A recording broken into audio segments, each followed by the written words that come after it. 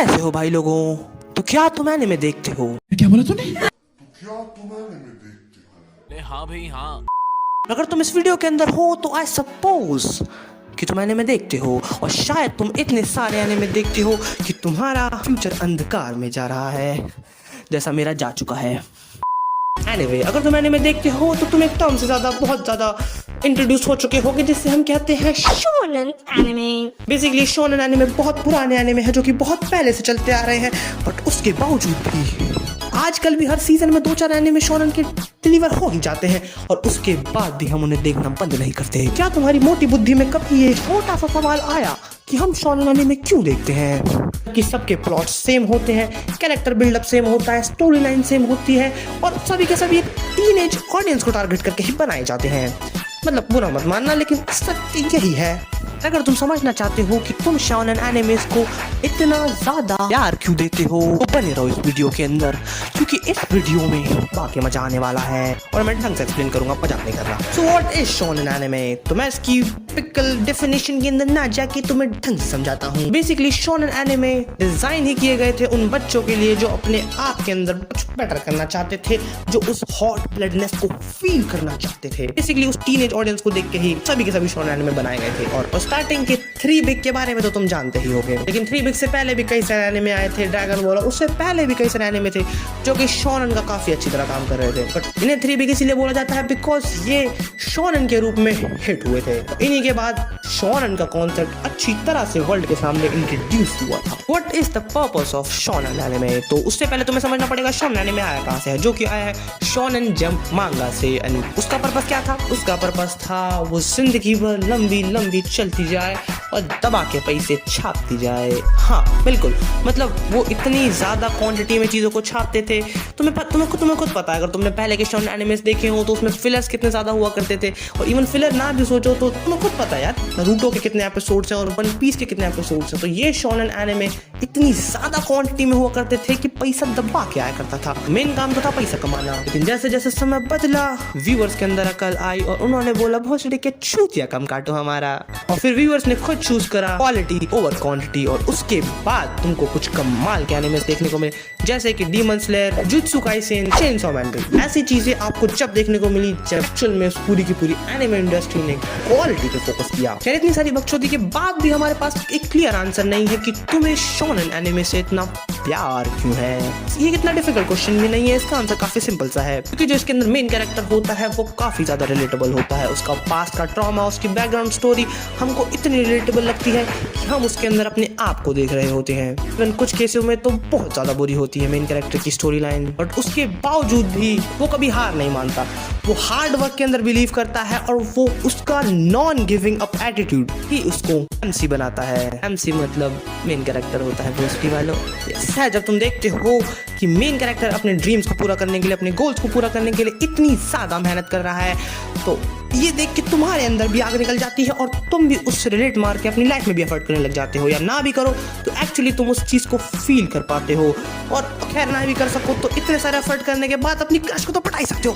क्यों भी over acting करता है साला? ओवर एक्टिंग की औलाद। अब तेरे को बराबर होता नहीं क्या बोलने को? चले एक काम कर, 200 रुपए दे और 50 रुपए काट ओवर एक्टिंग की वजह से।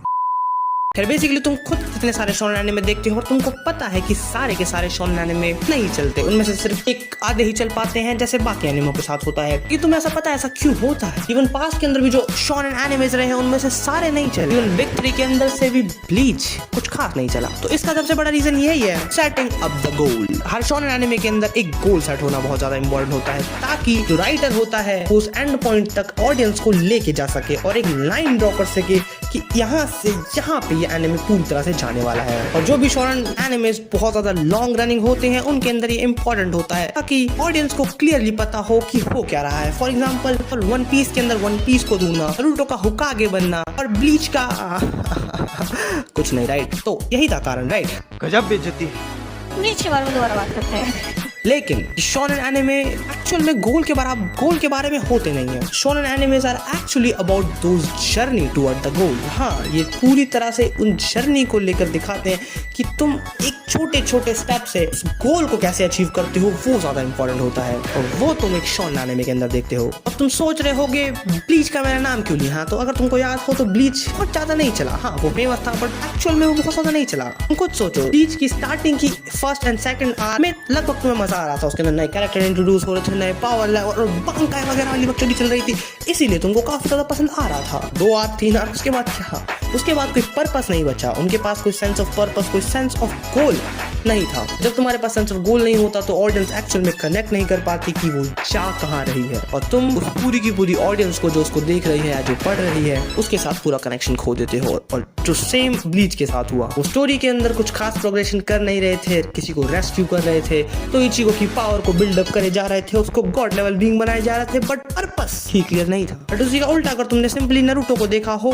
तो तुमको स्टार्टिंग से पता होता है कि नारुतो का सपना है होकागे बनना। तो तुमको फर्स्ट पॉइंट से एंड पॉइंट एकदम क्लियर है। अब तुमको देखना है उसके बीच की जर्नी को, और जिस जर्नी के लिए तुम शोनेन एनिमेस देखते हो। खैर और भी कई सारे एग्जांपल हैं, जैसे कि एमएचए का। इसके अंदर प्रोग्रेशन था स्टोरी का, वो काफी पुअर रहा। मतलब तुमको सोचो यार, पूरे 4 सीजन के अंदर सिर्फ 8% ही पावर यूज कर पाता है डेकू, हमारा मेन कैरेक्टर, और उसके अगले सीजन के अंदर ही, 5वें सीजन के अंदर ही उसको 5 कॉर्क मिल जाती है। मतलब क्या ही बकचोदी चल रही है जिंदगी में यहाँ पे। इसीलिए तुम्हें समझना पड़ेगा कि तुम्हें पावर का प्रोग्रेशन किस प्रकार करना है। खैर इसके लिए मेरे पास एकदम बेस्ट एग्जांपल है, और हो सकता है तुमने वो बहुत ज्यादा देखा हो, and that is Haikyu. Yes exactly, that is Haikyu. अगर तुमने हाईक्यू देखा हो तो तुमको पता है उसके अंदर वो बहुत बड़ा कुछ नहीं करते। वो छोटी छोटी चीजों को लाते रहते हैं, इंट्रोड्यूस करते रहते हैं। वो छोटे छोटे मूव्स, वो छोटी छोटी चीजें जो कि बहुत ज्यादा मिनिमलिस्टिक होती हैं और काम करती हैं। तो अगर तुमको पता नहीं, हाँ, तो हाईक्यू एक स्पोर्ट्स शोनेन एनिमे है और कमाल का एनिमे है। अगर तुमने नहीं देखा तो जाके देखो। खैर अगर तुमने शोनेन एनिमे के बारे में सुना है और शीनन एनिमे के बारे में नहीं सुना तो ऐसा हो ही नहीं सकता। और इवन अगर तुम्हें याद हो तो एक पॉइंट पे shonen is equal to bad और seinen is equal to good की बकचोदियां भी बहुत ज्यादा चली है इंटरनेट के ऊपर। और ऐसा मोस्टली इसलिए हुआ करता था क्योंकि शीनन के जो राइटर थे वो एक्चुअल में 18+ या फिर R-rated एनिमे बनाया करते थे, और उनके पास पूरा कंट्रोल होता था वो किस प्रकार मैनिपुलेट कर सकते हैं स्टोरी को, न्यूडिटी, प्रोफैनिटी और सब चीजें किस तरह हैंडल कर सकते हैं, जो कि एक PG-13 वाला शोनेन एनिमे नहीं कर सकता। बट दैट डजंट मीन कि एक शोनेन एनिमे सिर्फ इस छोटी सी रीजन की वजह से बेकार हो जाए, क्योंकि तुम PG-13 की लिमिट्स के अंदर भी रह के कमाल के एनिमे डिलीवर कर सकते हो।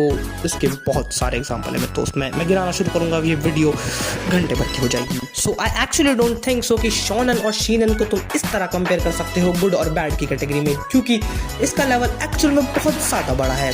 और मैं तुम्हें एक गहरी बात बताता हूँ, गौर से सुनना। जिस तरह एनिमे आगे इवॉल्व करते जा रहे हैं, आई थिंक ये शोनेन और शीनन की बकचोदी एक साथ मिल जाएगी।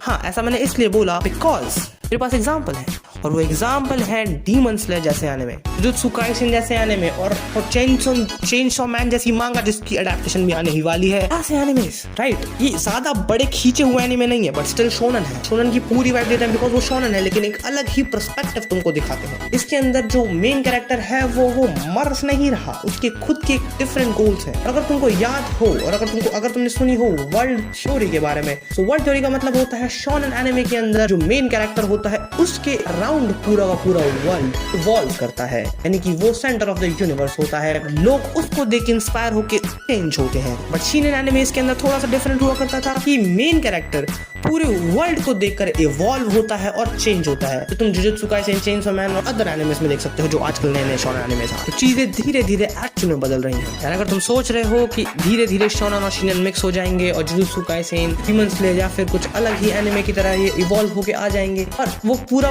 पास्ट का फ्लेवर ही खत्म कर देंगे, तो ऐसा बिल्कुल भी नहीं है। शोनेन एनिमे की स्पिरिट है वो हमेशा एनिमे इंडस्ट्री के अंदर रहेगी, और ऐसे शोनेन एनिमे आते ही रहेंगे, तो हमेशा तुम्हारा दिल छू जाएंगे। और बेसिकली हम शोनेन एनिमे को इतना प्यार इसीलिए करते हैं क्योंकि इसको देखने के बाद तुम समझते हो वो मेन कैरेक्टर उस वर्ल्ड का सेंटर ऑफ यूनिवर्स है। जिस तरह तुम भी इस वर्ल्ड के सेंटर ऑफ यूनिवर्स हो सकते हो। हमारी लाइफ में कितना स्ट्रेस, कितनी प्रॉब्लम, कितना एंजाइटी, कितना डिप्रेशन क्यों ना चल रहा हो, लेकिन जैसे तुम उस मेन कैरेक्टर से रिलेट मारते हो तो तुम्हें सब कुछ छोटा लगने लग जाता है, और तुम खुद सोचते हो हाँ आई कैन बी बेटर। खुद समझते हो कि तुम भी अपनी लिमिट्स को सरपास कर सकते हो और कुछ बेटर बन सकते हो। तुम उससे रिलेट करते हो, अपनी आप की गहराइयों को समझते हो। सिर्फ एनिमे एंटरटेनमेंट के लिए नहीं होता, तुम धीरे धीरे अपनी लाइफ की वैल्यू समझना शुरू कर देते हो, and that's why we love shonen anime.